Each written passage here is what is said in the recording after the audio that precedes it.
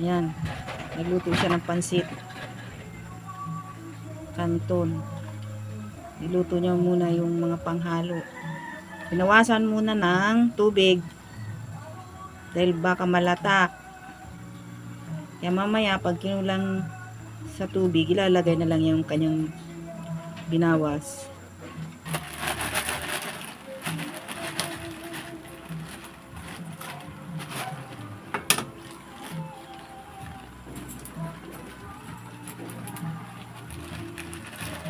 Ang liit kasi ng kawali na kanyang pinaglutuan. Ako.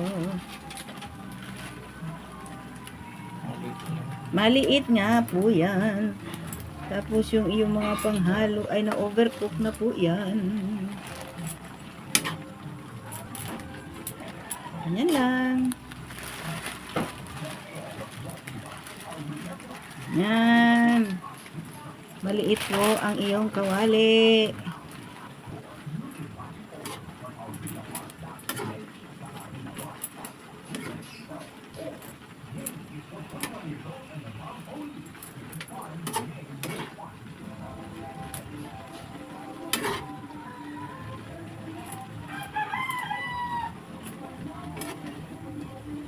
Hindi ko na videohan yung pagluto niya nung iginisa niya sa bawang sibuyas at yung mga panghalo. Hindi ko na videohan. Ito na lang ang na videohan ko.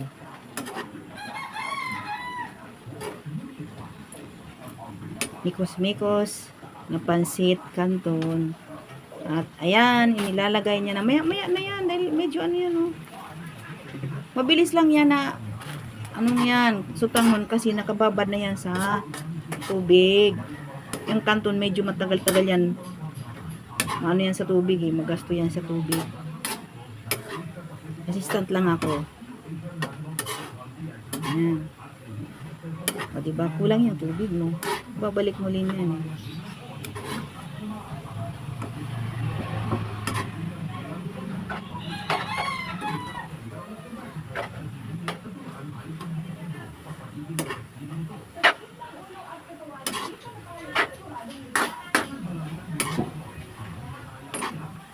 Kamay lang ang nakikita.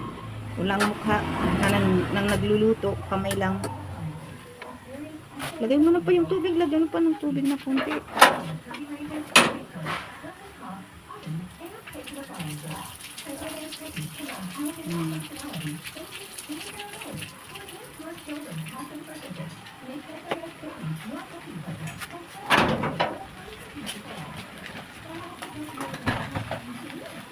Nilagay niya na yung sutanghon. Hindi mo ginupit. Ginupit kan.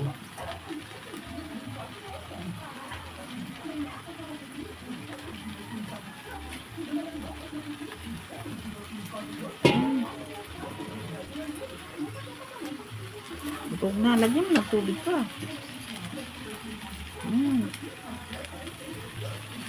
Diba? Hindi naman nasayang yung binawas niyang sabaw dahil binalik niya rin.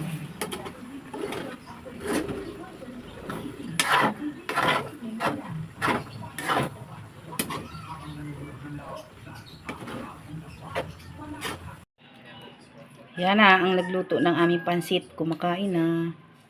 Yan na sila. Nagsisikain na. Kain na tayo. Yung diluto niyang pansit, kinain niya na. Ayan si Kyle. Ang aking asawa. Ayan.